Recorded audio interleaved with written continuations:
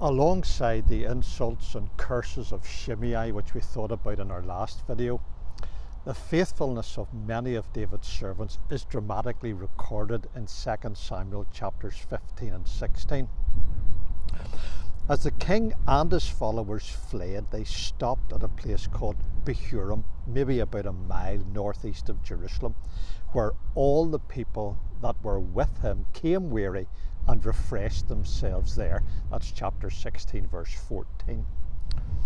Then they moved onwards towards the river Jordan.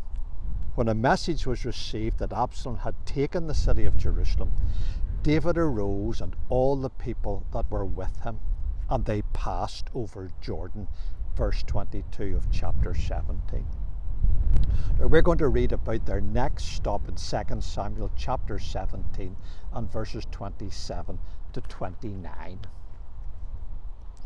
And it came to pass, when David was come to Mahanaim, that Shobi the son of Nahash of Rabbah of the children of Ammon, and Maher the son of Amiel of Lodi-bar, and Barzillai the Gileadite of Rogelim, brought beds and basins and earthen vessels, and wheat and barley and flour and parched corn and beans and lentils and parched pulse, and honey and butter and sheep and cheese of kind for David and for the people that were with him to eat. For they said, the people is hungry and weary and thirsty in the wilderness. I wonder whether you've ever had an experience like this. You're in a spot of bother and you're needing help. Surprisingly, someone whom you don't know particularly well and whom you haven't seen for years comes to help you. You're pleasantly surprised, and then maybe you wonder why this particular individual came to help. Maybe you have the chance to ask them and they tell you something like this: well, I've never forgotten the help that you gave me when I needed it a long time ago.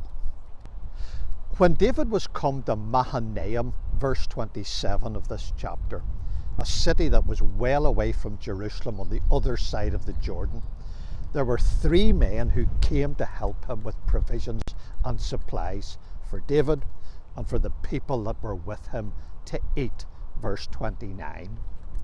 One of them was a man called Maher, the son of Amiel of Lodi-bar, verse 27.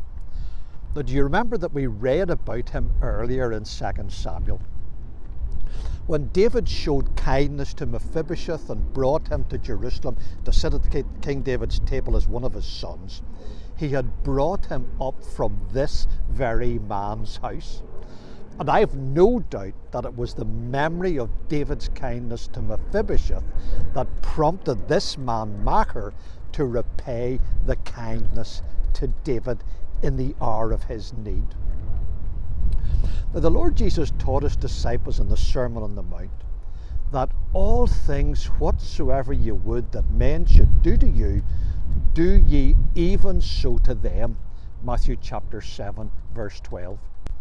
Paul wrote, let us not be weary in well-doing, for in due season we shall reap if we faint not. Galatians chapter 6, verse 9. We ought to be kind and caring to all those who are around us for the sake of Christ and for the honour of his name, and especially to our fellow believers. But there is this added bonus, that the Lord can use our kindness to others as a channel for meeting our own needs in the future.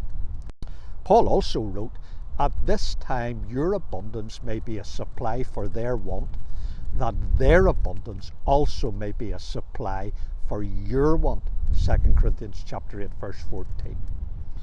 This mutual support is the blessing of fellowship among God's people, but it is also an encouragement to help others as best we can.